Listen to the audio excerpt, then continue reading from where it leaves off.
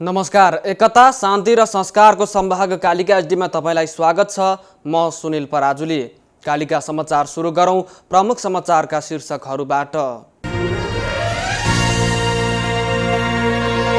कालिका समाचारको साथमा Vijay steel, want to rule, Vijay cement, तपाईको सपनाको मजबुत निर्माण। यस यामाहा।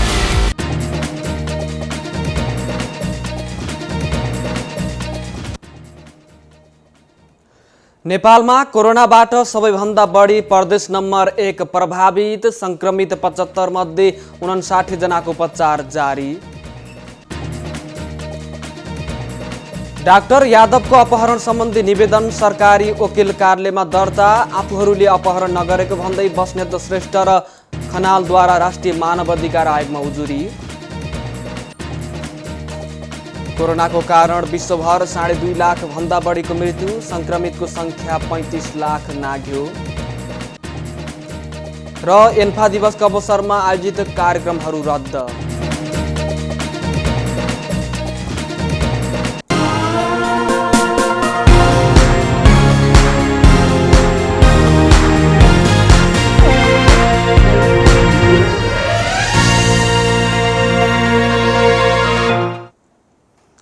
कालिका समाचार सुरु गरौं राष्ट्रिय समाचारबाट।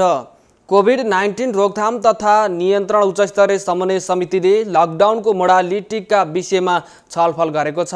सिंहदरबारमा सोमबार बसेको समन्वय समिति बैठकमा वैशाख 25 गतेपछि लकडाउनको मोडालिटी कस्तो हुने भन्ने विषयमा छलफल भएको हो। पछिल्ला दिनहरूमा तराईका जिल्लामा संक्रमणको बढ्दो अवस्थामा रहेको र परीक्षण पनि व्यापक भइरहेको अवस्थालाई मध्यनजर गर्दै 25 गतेपछि लकडाउन कस्तो हुने भन्ने विषयमा बैठकमा छलफल भएको छ। प्रधानमन्त्री तथा मन्त्री परिषद कार्यालयका सचिव नारायण प्रसाद बिडारीले कोभिड-19 रोकथामको लागि अहिलेसम्म भएका प्रयास र आगामी दिनमा लकडाउनको अवस्था कस्तो हुने भन्ने विषयमा छलफल भएको बताउनु भएको छ। स्थानीय तहहरूसँगको समन्वय गरी अब कसरी जाने भन्ने विषयमा मङ्गलबारको बैठकले निर्णय गर्न सक्ने उहाँले बताउनु भएको छ। अहिले लकडाउनका विषयमा आन्तरिक गृह कार्य र विश्लेषणको कार्य जारी रहेको उल्लेख गर्दै सचिव बिडारीले मङ्गलबार समितिले लकडाउनको मोडालिटीका विषयमा मस्यौदा तयार गरी सरकारलाई दिन सक्ने बताउनु भएको छ। समितिको मस्यौदा अध्ययन गरी सरकारले निर्णय लिने उहाँको भनाइ छ। सरकारले पछिल्लो समय थप गरेको लकडाउनको अवधि वैशाख 15 गते सकिँदैछ। नेपालमा सबैभन्दा बढी प्रदेश नम्बर 1 कोरोना संक्रमणबाट प्रभावित भएको छ। कर्णाली प्रदेशमा अहिलेसम्म संक्रमण देखिएको छैन। कुल संक्रमितको संख्या 75 पुग्दा प्रदेश नम्बर 1 मा मात्र 31 जनामा संक्रमण देखिएको प्रवक्ता स्वास्थ्य तथा जनसङ्ख्या मन्त्रालयका प्रवक्ता डाक्टर विकास देवकोटाले बताउनु भएको छ। यसै गरी प्रदेश नम्बर 5 मा 17 र प्रदेश नम्बर 2 मा 13 जनामा संक्रमण देखिएको छ। यस्तै बागमती प्रदेशमा 7 र सुदूरपश्चिममा 5 जनामा संक्रमण देखिएको उहाँले बताउनु भएको छ। संक्रमित 75 मध्ये 58 पुरुष र 16 जना महिला रहेका छन्, जसमा 16 जना उपचारपछि निको भएर घर फर्किएका छन् भने 59 जनाको विभिन्न अस्पतालमा उपचार भइरहेको छ। उनीहरू सबैको अवस्था सामान्य रहेको प्रवक्ता डाक्टर देवकोटाले बताउनुभयो। अहिले 106 जना शङ्कास्पद बिरामी आइसोलेसनमा उपचाररत रहेका छन्। उपत्यकामा 1 र उपत्यका बाहिर 105 जना उपचाररत रहेका छन्। देशभरि 21,523 क्वारेन्टाइनमा रहेका छन्। आजसम्म पीसीआर विधिबाट 13,640 जना नमुना परीक्षण भएको छ। आरडीटी विधिबाट 50,845 जनाको परीक्षण भएको प्रवक्ता देवकोटाले बताउनु भएको छ। पछिल्लो 24 घण्टामा 1,382 जनाको परीक्षण भएको छ।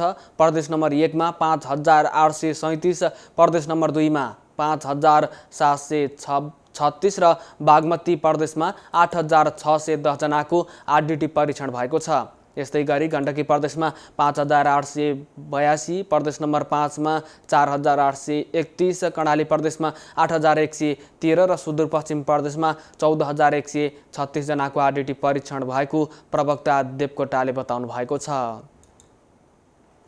जिल्ला सरकारी वकिल कार्यालय काठमाडौँले सांसद डाक्टर सुरेन्द्र यादवको अपहरण सम्बन्धी निवेदन दर्ता गरेको छ। सांसद डाक्टर यादवले आफूलाई अपहरण गरेको भन्दै सांसदहरू महेश बस्नेत र किसान श्रेष्ठ तथा पूर्व आइजिपी सर्वेन्द्र खनाल विरुद्ध दिएको निवेदन दर्ता भएको हो। यसअघि अध्ययनको लागि केही समय चाहिने भन्दै सरकारी वकिल कार्यालयले उजुरी लिएको थिएन। सरकारी वकिल कार्यालयका सहन्यायाधिवक्ता हरिप्रसाद रेग्मीले सोमबार डाक्टर यादवको उजुरी दर्ता भएको बताउनु भएको छ। प्रहरीले जाहेरी लिन नमानेपछि कानुन अनुसार सरकारी वकिल कार्यालयमा दर्ता भएको उहाँले बताउनु भएको छ। उहाँले भन्नुभयो, जाहेरी लिएर प्रहरीमा गएका थियौँ तर प्रहरीले इन्कार गरेपछि कानुन अनुसार यहाँ सरकारी वकिल कार्यालयमा दर्ता हुनुपर्ने हो, त्यसैले यहाँ गरिदिनु पर्यो भनेर उहाँहरू आउनुभयो। त्यसैले विषय के रहेछ हेर्नु पर्यो भनेर कानुनले दिएको जिम्मेवारी अनुसार निवेदन दर्ता भएको छ। सरकारी वकिल कार्यालयमा दर्ता भएको उजुरी आवश्यक कारबाहीको लागि प्रहरीमा पठाउनुपर्ने कानुनी प्रावधान अनुसार उजुरी प्रहरीकोमा पठाइनेछ। मुलुकी फौजदारी कार्यविधि संहिता 2074 को दफा 5 मा जाहेरी दरखास्त वा सूचना प्रहरीले दर्ता नगरे सरकारी वकिलको कार्यालयमा उजुरी गर्न सकिने व्यवस्था छ र उजुरी प्राप्त भएपछि सम्बन्धित सरकारी वकिलको कार्यालयले त्यसको अभिलेख राखेर जाहेरी दरखास्त वा सूचना आवश्यक कारबाहीको लागि सम्बन्धित प्रहरी कार्यालयमा पठाउनु पर्ने व्यवस्था समेत रहेको छ। यसअघि डाक्टर यादव लगायतका नेताहरू सरकारी वकिलको कार्यालय पुगे पनि निवेदन दर्ता भएको थिएन। प्रहरी र सरकारी वकिल कार्यालयले निवेदन दर्ता नगरेपछि डाक्टर यादवले राष्ट्रिय मानवाधिकार आयोगमा उजुरी दिनुभएको थियो। यसैबीच अपहरणको आरोप लागेका सांसद महेश बस्नेत र कृष्णकुमार श्रेष्ठ किसान र पूर्व प्रहरी महानिरीक्षक सर्वेन्द्र खनालले आफूहरूले अपहरण नगरेको भन्दै राष्ट्रिय मानवाधिकार आयोगमा उजुरी दिनुभएको छ। सोमबार आयोग कार्यालय पुग्नुभएका उहाँहरूले जनता समाजवादी पार्टीका सांसद डाक्टर सुरेन्द्र यादवको अपहरण नगरेको भन्दै आफूहरू निर्दोष रहेको बताउनु भएको छ। आफूहरू सांसदहरू बस्नेत र श्रेष्ठ तथा पूर्व आइजिपी खनालले अपहरण गरेको भन्दै आफ्नो मानवाधिकार रक्षा गरिदिन माग गर्दै डाक्टर यादवले वैशाख 18 गते आयोगमा उजुरी दिनुभएको थियो। यादवले उजुरी दिएको 4 दिनपछि आयोग पुग्नुभएका आरोपित सांसद र पूर्व आइजिपीले आफूहरूले अपहरण नगरेको भन्दै अर्को निवेदन दिनुभएको छ। महोत्तरी स्थित घरमै रहेका डाक्टर यादवलाई नेकपा सांसद बस्नेत श्रेष्ठ र पूर्व आइजिपी खनालले वैशाख 10 गते काठमाडौँ पुर्याएका थिए। उद्योगी व्यवसायी एवं अर्थविदहरूले अर्थतन्त्रको पुनरुत्थान र जनस्वास्थ्यमा जोड दिने गरी बजेट आउनुपर्ने बताएका छन्। संघीय संसद प्रतिनिधि सभा अन्तर्गतको राष्ट्रिय सभाको सोमबारको बैठकमा नेपाल उद्योग वाणिज्य महासङ्घका वरिष्ठ उपाध्यक्ष शेखर गोल्छाले अर्थतन्त्रको पुनरुत्थानको लागि औद्योगिक वातावरण निर्माण गर्ने र जनस्वास्थ्यको क्षेत्रमा लगानी बढाउने गरी बजेट आउनुपर्ने बताउनु भएको छ। कोरोना भाइरसको नियन्त्रणको लागि लकडाउन भएपछि उद्योग प्रतिष्ठानहरू पूर्ण रूपमा बन्द भएको र रोजगारीको अवसरहरू गुमेको अवस्थामा सरकारले बजेट मार्फत संरक्षण गर्नुपर्ने नीति लिनुपर्ने सुझाव गल्छाले दिनुभएको छ। उहाँले औद्योगिक वातावरण निर्माण गर्नको लागि विद्युत महसुलमा 20% छुट दिनुपर्ने, बैंकको ब्याज दर हालको कायम भएको भन्दा 5%ले कम हुनुपर्ने, मूल्य अभिवृद्धि करलाई 13%बाट 10%मा झार्नुपर्ने र व्यक्तिगत आयकर तथा संस्थागत आयकरको दरलाई 20%ले घटाएर मात्र अर्थतन्त्र थप चलायमान हुन सक्ने बताउनु भएको छ। यस्तै कोरोना भाइरसका कारण वैदेशिक रोजगारीमा जानेहरू फर्किने र रेमिट्यान्समा कमी आउँदा विदेशी मुद्रा सञ्चितमा चाप पर्ने भएकोले त्यसलाई कम गर्न निर्यात जन्य वस्तु उत्पादन गर्ने उद्योगहरूलाई विशेष प्राथमिकता दिनुपर्ने उहाँहरूको भनाइ छ। भारत निकासीमा 5% र तेस्रो मुलुक निकासीमा 10% नगद अनुदान सरकारले दिनुपर्ने माग आफूहरूको रहेको बताइएको छ। अर्थविदहरूले पनि कोरोना भाइरसको रोकथामको लागि अवलम्बन गरिएको व्यवस्थाबाट अर्थतन्त्रमा गम्भीर असर परेको र अर्थतन्त्रलाई उकास्नको लागि नियमित भन्दा फरक प्रकृतिको बजेट हुनुपर्ने बताएका छन्। अर्थविद पुष्कर वज्राचार्यले रोजगारीको विकासको लागि उत्पादन बढाउनुपर्ने र अन्तर्राष्ट्रिय बजारमा निर्यात गर्ने उद्योगहरूलाई प्राथमिकता दिनुपर्ने बताउनु भएको छ। अर्थविद डाक्टर विजय कुमार पौडेलले कोरोना भाइरसको महामारीबाट सिर्जित अर्थतन्त्रलाई बचाउन कृषिमा लगानी बढाउनु नै पहिलो उपाय भएको बताउनु भएको छ। होटल सङ्घ नेपाल हानले होटल व्यवसायीका समस्या समाधान नभए भयावह अवस्था आउने चेतावनी दिएको छ। 6 महिनासम्म होटल बन्द गर्ने गरी गरेको निर्णयप्रति सरकारले असहमति जनाएपछि हानले यस्तो चेतावनी दिएको हो। आइतबार हानले 6 महिना होटल व्यवसाय बन्द गरी श्रमिकहरूलाई 12% तलब दिने र त्यसमा असहमति जनाए कामदारले कटौती गर्ने निर्णय गरेको थियो। हानको सो निर्णयप्रति असहमति जनाउँदै नेपाल सरकार श्रम रोजगार तथा सामाजिक सुरक्षा मन्त्रालयले हानसँग सोमबार छलफल गरेको थियो। छलफलमा हानका पदाधिकारीहरूले व्यवसायी र श्रमिक दुवै पक्षका कुराहरू सम्बोधन नभए भयावह अवस्था सिर्जना हुने चेतावनी दिएका छन्। विश्वका धेरै होटल र पर्यटन व्यवसाय बन्द हुँदा कर्मचारी कटौती गरिरहे पनि नेपालमा त्यो अवस्था सिर्जना हुन नदिन उचित निर्णय हुनुपर्ने हानले बताएको छ। अहिलेको समस्यालाई सबैले इमानदारीपूर्वक सम्बोधन गर्नुपर्ने होटल सङ्घ नेपाल हानका कानुनी सल्लाहकार गान्धी पण्डितले बताउनु भएको छ। होटल व्यवसायीहरूको समस्यामा आँखा चिम्लेर बसे अन्य क्षेत्रमा पनि आगो सल्किन सक्ने चेतावनी उहाँले दिनुभएको छ। उहाँले भन्नुभएको छ, समस्यालाई सबैले इमानदारपूर्वक सम्बोधन गरेमा ठुलो समस्या हुँदैन, तर आँखा चिम्लेर बस्यो भने भयावह अवस्था आउन सक्छ। यो समस्या होटल व्यवसायीहरूको मात्रै होइन, अन्य क्षेत्रमा पनि सल्किन सक्छ।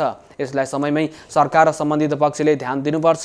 सोमबार हानका पदाधिकारी र सरकारी पक्षबीच 8-10 महिनासम्म होटल व्यवसाय बन्द भए के गर्न सकिन्छ भन्ने विषयमा गम्भीर छलफल भएको उहाँको भनाइ छ।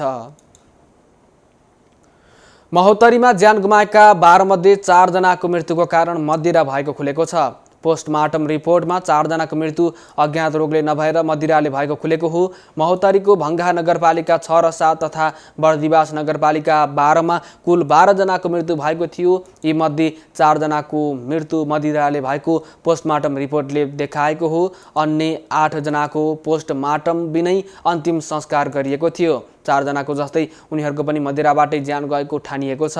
मृत्यु भएका मध्ये 4 जनाको पोस्टमार्टम रिपोर्ट आएको र उनीहरूको मदिराकै कारण मृत्यु भएको देखिएको प्रदेशका प्रहरी प्रमुख प्रहरी नायब महानिरीक्षक धीरज प्रताप सिंहले जानकारी दिनुभएको छ। कस्तो प्रकृतिको मदिराबाट उनीहरूको ज्यान गएको हो भन्ने विषय भने खुल्न बाँकी नै रहेको छ। यो जाँचको लागि काठमाडौँ पठाइएको उहाँले बताउनु भएको छ।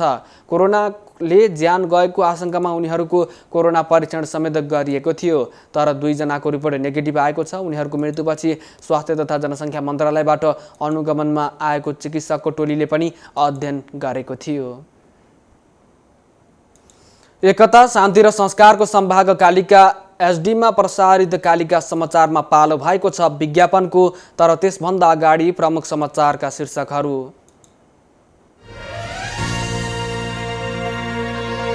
कालिका समाचारको साथमा Vijay steel, want to rule, Vijay cement, तपाईको सपनाको मजबुत निर्माण। यस यामाहा।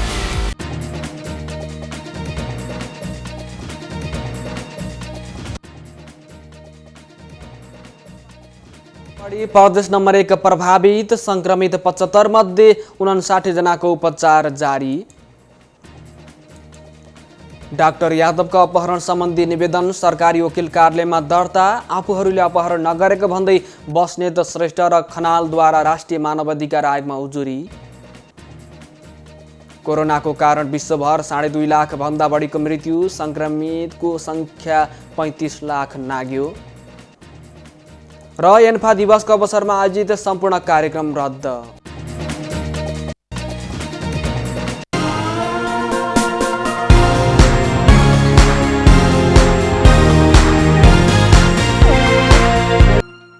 विज्ञापनपछि कालिका समाचारमा पुनः स्वागत छ। अब स्थानीय समाचार। कोभिड-19 संक्रमित पूर्वी चितवनकी महिलाको चौथो परीक्षण रिपोर्ट पनि पोजिटिभ आएको छ।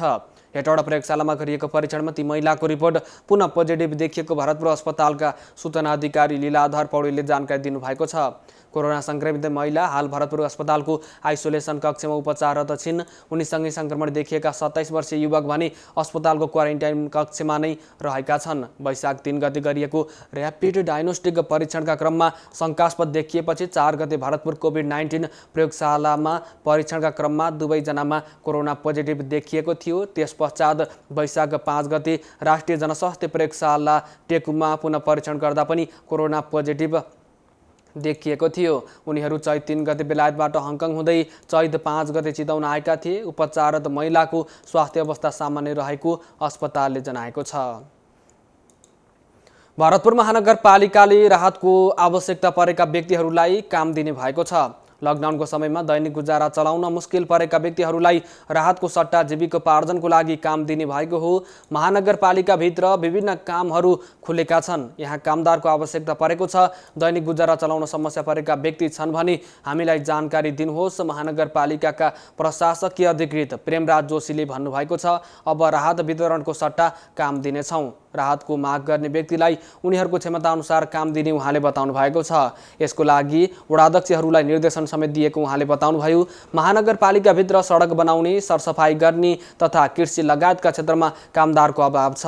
यहाँ बाँझो जमिन उत्तिकै छन्। उहाँले भन्नुभयो, राहतको माग गर्नेलाई जीविकोपार्जन गर्ने गरी यस क्षेत्रमा काम दिनेछौँ। उनीहरूलाई ज्यालादारीमा काम लगाइनेछ। यसबाट हुने खर्च महानगरपालिकाले आपतकालीन शीर्षक बनाएर बजेट विनियोजन गर्ने जोशीले बताउनु भएको छ। यसले गर्दा राहतमा हुने अनियमितता रोकिने पनि बताइएको छ। भरतपुर महानगरपालिकाले लकडाउनको समयमा दैनिक गुजारा चलाउन मुस्किल परेका 15,000 घर परिवारलाई राहत वितरण गरेको छ। एक महिनाको अवधिमा महानगरपालिकाभित्रका करिब 75,000 व्यक्तिलाई 1 करोड रुपियाँ बराबरको राहत वितरण गरेको महानगरपालिकाका प्रशासकीय अधिकृत प्रेमराज जोशीले जानकारी दिनुभएको छ। कोरोना भाइरसको संक्रमणबाट जोगाउन सरकारले लागू गरेको लकडाउनको अवधिमा दैनिक ज्याला मजदुरी गरेर खाने र अति विपन्न समुदायलाई ओडाबाट राहत वितरण गरेको जोशीले बताउनु भएको छ। राहत वितरणको लागि महानगरका 29 वडालाई 3 समूहमा वर्गीकरण गरेको थियो। वडाध्यक्षहरूले आफ्नो आफ्नो वडामा भएका विपन्न, गरिब र ज्याला मजदुरी गरेर जीविकोपार्जन गरिरहेका घरधुरीको तथ्याङ्क निकालेर महानगरमा पेश गरेको आधारमा वडाहरूको समूह विभाजन गरिएको छ। कम गरिब र विपन्न भएका वडाहरूलाई 1,50,000, मध्यम सङ्ख्या भएका वडालाई 2 लाख र बढी विपन्न भएका वडाहरूलाई 3 लाखका दरले राहत रकम दिएको थियो। 5 जना वा सोभन्दा बढी सदस्य भएका परिवारका सदस्यलाई 15 किलो चामल, दाल, नुन र तेल वितरण गरिएको प्रशासकीय अधिकृत जोशीले बताउनु भएको छ। साथै विभिन्न सङ्घ संस्थाले सहयोग दिँदा महानगरपालिकासँग समन्वय गरेर राहत वितरण गर्नुपर्ने उहाँले बताउनु भएको छ। लकडाउन लम्बिँदै गएपछि दोस्रो चरणमा राहत वितरण गर्ने तयारी महानगरपालिकाले गरेको छैन। यसैबीच भरतपुर महानगरपालिकाले स्थापना गरेको कोरोना राहत कोषमा प्रभावकारी रूपमा रकम सङ्कलन हुन सकेको छैन। महानगरले स्थापना गरेको 1 महिनाको अवधिमा 2 लाख रुपियाँ मात्र रकम सङ्कलन भएको जोशीले बताउनु भएको छ। अहिलेसम्म महानगरपालिकाको आन्तरिक बजेटबाट राहत वितरण गरिएको छ। विश्वव्यापी रूपमा फैलिएको कोरोना भाइरसको संक्रमणबाट जिल्लालाई जोगाउन चितवन अन्तर्जिल्ला सवारी साधनको पास वितरण बन्द गरिएको छ। जिल्ला प्रशासन कार्यालयले आज एक सूचना प्रकाशित गर्दै अर्को सूचना जारी नभएसम्मको लागि चितवन जिल्ला भन्दा बाहिर जाने सवारी साधनको लागि पास वितरण गर्न स्थगित गरिएको जनाएको छ। प्रमुख प्रशासकीय अधिकृत ईश्वर सिमखडाद्वारा जारी सूचनामा बन्दाबन्दी लकडाउनलाई प्रभावकारी रूपमा लागू गर्नको लागि यस जिल्लाबाट बाहिरी जिल्लामा जानको लागि सवारी पास जारी नहुने उल्लेख गरिएको छ। कालिका समाचारमा अब अर्थ समाचार।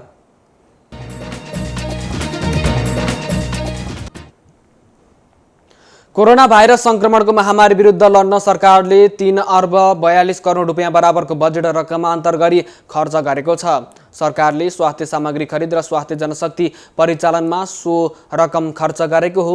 अर्थमन्त्री डाक्टर युवराज खतिवडाले स्वास्थ्य जोखिमलाई न्यूनीकरण गर्न चाहिने स्वास्थ्य सामग्री खरिद र जनशक्ति परिचालनको लागि स्वास्थ्य मन्त्रालयलाई 1 अर्ब 8 करोड रुपियाँ र रक्षा मन्त्रालयलाई 2 अर्ब 34 करोड रुपियाँ रकमान्तर गरी निकासा गरिएको बताउनु भएको छ। संघीय संसद प्रतिनिधि सभा अन्तर्गतको अर्थ समितिको सोमबारको बैठकमा बोल्दै अर्थमन्त्री खतिवडाले कोरोना विरुद्धको लडाईँमा बजेट अभाव हुन नदिएको बताउनु भएको हो। मन्त्री खतिवडाले सरकारले स्थापना गरेको कोरोना भाइरस रोकथाम कोषमा अहिलेसम्म 2 अर्ब 20 करोड रुपियाँ जम्मा भएको र सो रकम कार्ययोजना बनाई राष्ट्रिय योजना आयोगका उपाध्यक्षको समायोजनमा सिफारिस भएअनुसार उद्धार र स्वास्थ्य उपचारको सम्बन्धित क्षेत्रमा खर्च गर्न प्रयोग गरिएको बताउनु भएको छ। कोरोना भाइरसको रोकथामको लागि देशभर लकडाउन गरिएको र सीमानाकाहरू पूर्ण रूपमा बन्द भएकोले राजस्वमा चाप परेको समेत मन्त्री खतिवडाले बताउनु भएको छ। भन्सार नाकाबाट मासिक लक्ष्यको 1/4 मात्र राजस्व सङ्कलन भएको र भन्सार मूल्य वृद्धि कर अन्तशुल्क असुली सबैमा कमी आउँदा राजस्व सङ्कलनमा चाप परेको उहाँको भनाइ छ। कालिका समाचारमा अब अन्तर्राष्ट्रिय समाचार। विश्वभर कोरोना भाइरस कोभिड-19बाट संक्रमित हुने मानिसको संख्या 35 लाख नागेको छ। जोन्स हपकिन्स युनिभर्सिटीको तथ्याङ्क अनुसार अहिलेसम्म कोरोना भाइरसका कारण 35,06,924 जना संक्रमित फेला परेका छन्। समग्र संक्रमितको 1/4 भन्दा बढी संक्रमित अमेरिकामा भेटिएका छन्। अमेरिकामा अहिलेसम्म 11,58,000 भन्दा बढी संक्रमित फेला परेका छन्। त्यस्तै स्पेनमा अहिलेसम्म 2,17,000 र इटालीमा 2,10,000 भन्दा बढी संक्रमित फेला परिसकेका छन्। चीनको वुहानबाट निस्किएको कोरोना भाइरसको कारण विश्वभर मृत्यु हुनेको संख्या पनि 2,47,000 नागेको छ। अहिलेसम्म 2,47,473 जनाको मृत्यु भइसकेको छ। अमेरिकामा अहिलेसम्म 67,000 भन्दा बढी मानिसको कोरोना भाइरसको कारण मृत्यु भइसकेको छ भने इटाली र बेलायतमा पनि अहिलेसम्म 28,000 भन्दा धेरैको मृत्यु भइसकेको छ। स्पेनमा पनि 25,000 भन्दा धेरै मानिसको कोरोना भाइरसको कारण मृत्यु भइसकेको छ। अहिलेसम्म विश्वभर 11,25,000 भन्दा धेरै संक्रमितको निको भएर घर फर्किएका छन्। अमेरिकामा 1,80,000 मानिस निको भएर घर फर्किएका छन् भने जर्मनीमा 1,30,000 संक्रमित निको भएका छन्। स्पेनमा 1,18,000 मानिस निको भएर घर फर्किएका छन्। त्यसैगरी इटालीमा 81,000 भन्दा धेरै जनाको निको भएको छ। कालिका समाचारमा अब खेल समाचार।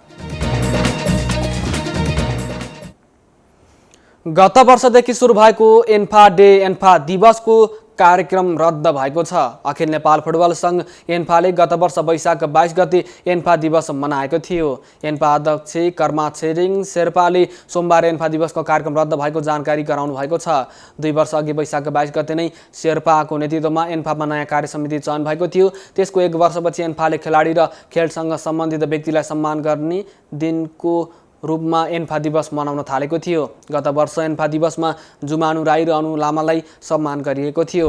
गत वर्षभन्दा यस वर्ष भव्य कार्यक्रम गर्ने योजना बनाए पनि अहिलेको परिस्थितिमा अनुकूल नभएकोले रद्द गर्नुपरेको एन्फा अध्यक्ष शेर्पाले बताउनु भएको छ।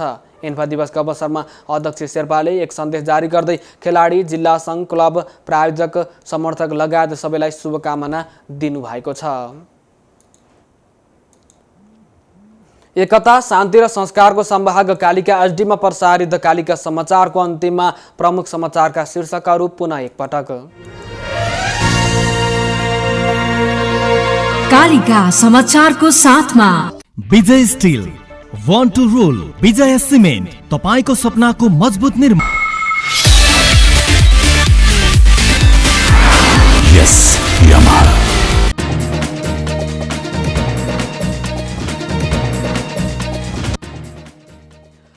नेपालमा कोरोनाबाट सबैभन्दा बढी प्रदेश नम्बर 1 प्रभावित, संक्रमित 75 मध्ये 59 जनाको उपचार जारी।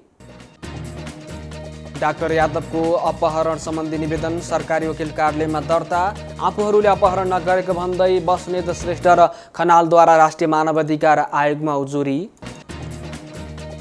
कोरोनाको कारण विश्वभर 2.5 लाख भन्दा बढीको मृत्यु, संक्रमितको संख्या 35 लाख नाग्यो।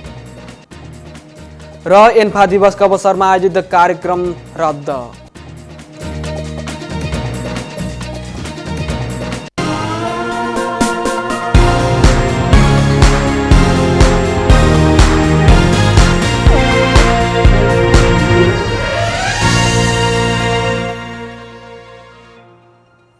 एकता, शान्ति र संस्कारको संवाहक कालिका एचडीमा प्रसारित कालिका समाचार अहिलेको लागि यति नै। हेर्दै गर्नुहोला कालिका एचडी। म सुनिल पराजुली बिदा हुन्छु। नमस्कार।